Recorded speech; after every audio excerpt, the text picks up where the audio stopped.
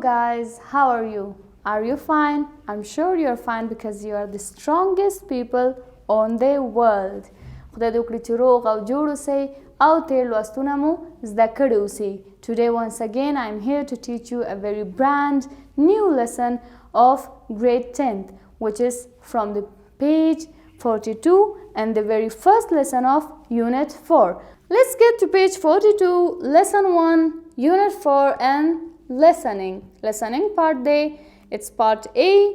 Why listen to your teacher while reading the following paragraphs about houses, then read it aloud. Why غوږ ونیسئ خپلې استاد ته چې دغه پاراګرافونه تاسو ته لولي، یعنی دغه متن تاسو ته لولي د کورونو په هکله، او بیا به تاسو دا په تیزه ولولئ. But before we start, let's have the new words once again.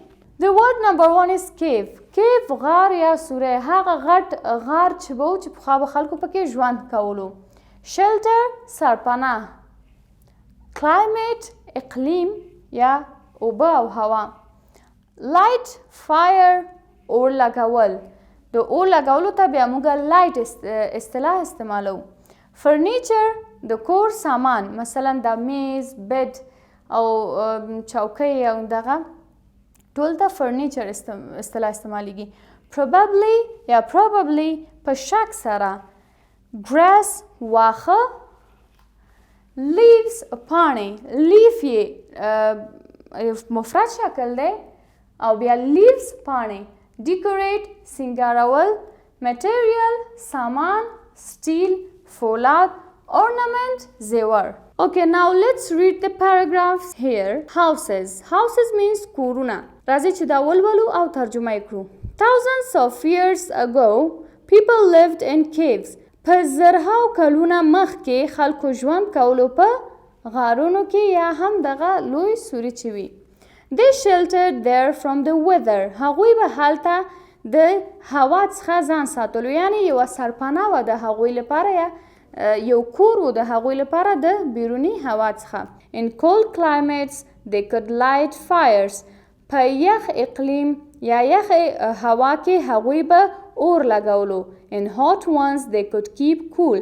او په ګرمو اقلیمونو کې به هغوی بیا کولی شو چې ځانونه یخ وساتي.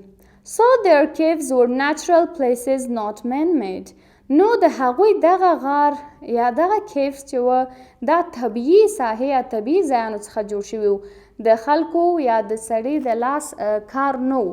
In them the cavemen could protect themselves from dangers like wild animals. په دغه غرونو کې یا غارونو کې به دغه اوسیدونکو خلکو ځانونه ساتل د خطراتو څخه لکه د وحشي حیواناتو څخه. So they felt safer and more comfortable there. نو هغوی به ډیر سیف او راحته او محفوظه ځان احساسولو هلته. But caves weren't very comfortable places, were they?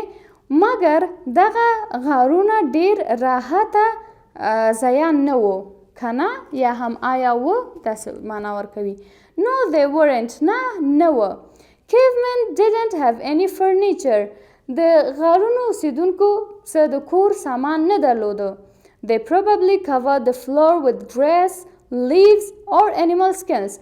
هغوی په اغلب ګمان سره چې دغه خپل کورونه یا منازل د واښو، پاڼو او د حیواناتو د پوستکو سره پوښلي وه. And they sometimes drew pictures on the walls to decorate them. او هغوی به ځینې وختونه په دیوالونو باندې رسمونه یا تصاویر رسمول ترڅو خپل کورونه تزئین کړي یا ښایسته کړي. It's drew not drew. Well, there is a big difference between those caves and our modern houses, isn't there? نو یو غټ فرق یا هم ډیر فرق شتون لري د هغې پخوانیو غارونو ترمنځ او د اوسنیو پیشرفته کورونو ترمنځ. Isn't there? آیا نشته فرق؟ Yes, there is. هو شته دی. Nowadays we build houses with many materials. اوس زمانه کې موږ کورونه جوړو د ډیرو مختلفو موادو په استعمال سره. Like concrete and steel. لکه د کانکریټي موادو او د فولادو څخه. These houses shelter us better than caves. دا کورونه موږ نظر د هغې غارونو څخه موږ لپاره ښه سرپناه ده، یعنې موږ ښه ساتي. We make them more comfortable furniture and make machines. موږ د دې لپاره ډېر راحته فرنیچر یا د کور سامان اخلو او ماشینونه جوړو. We make them more beautiful too. موږ دا کورونه ډېر ښایسته کوو هم. With ornaments and pictures. د تزئیني آلاتو یا زیورالاتو سره او د تصاویرو سره. Of course they cost a lot of money.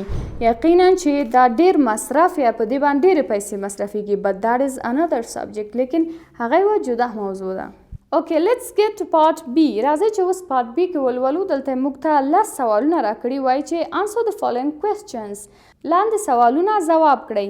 Well, one thing you have to focus on is your pronunciation.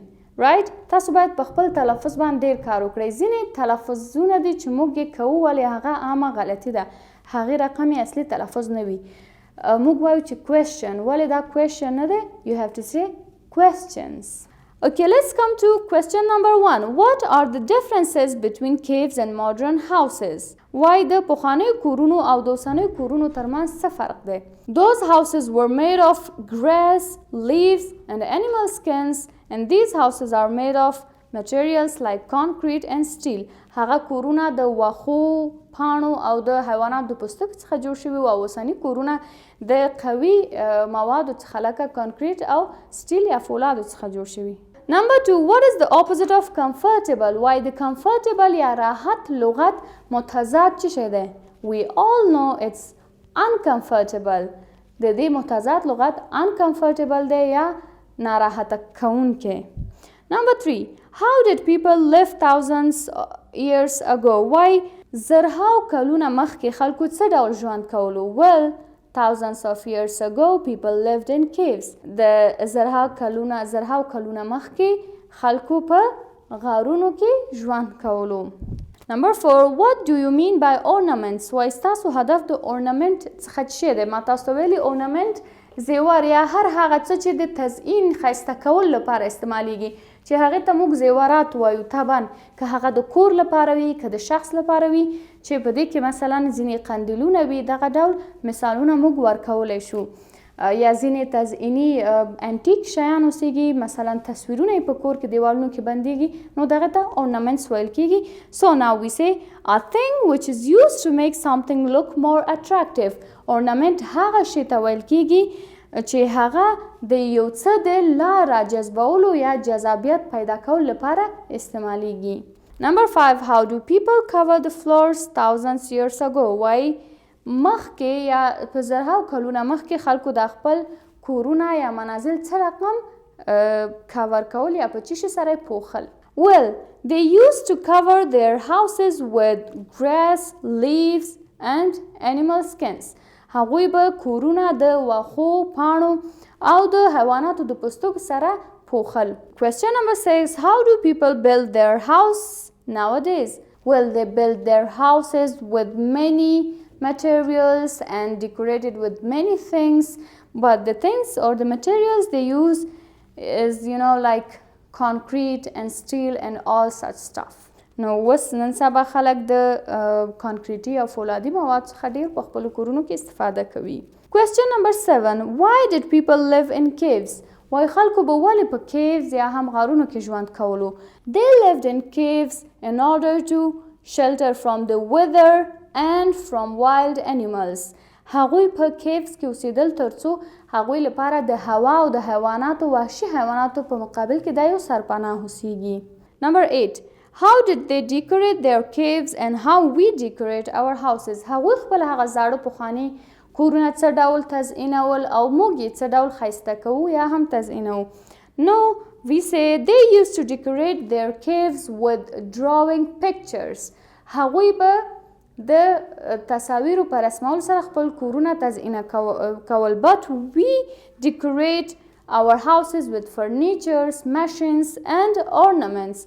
هغوی به د تصاویرو په رسمولو سره خپل کورونه تزئینول او موږ یې د فرنیچر، ماشین او همداراز د تزئیني سامانالاتو یا زیوراتو سره ښایسته کوو. مثلا د تخت، میز او د صوفې او کرسۍ د دغې شیانو سره. Number 9. Have you ever seen a cave where people lived 1000 years ago? آیا تاسو کله داسې کوم کیو یا غار لیدلی چې هلته خلکو په زرهاو کلونو مخکې ژوند کولو؟ Well, if this question is asked from me, I would say no. I have never seen such place. But if you guys have seen such places, you can write in the comment section and tell us about the adventures you have experienced. Number 10. If you were a man of 1000 years ago, what would you do to save yourself? کته یعنی ګمان وکړه کته د زرهاو کلونو مخکې یو نفر وي نو تا به د خپل ځان د ساتلو لپاره کومه لاره خپلوله یا څه به دې کول؟ Well, as the people did 1000 years ago.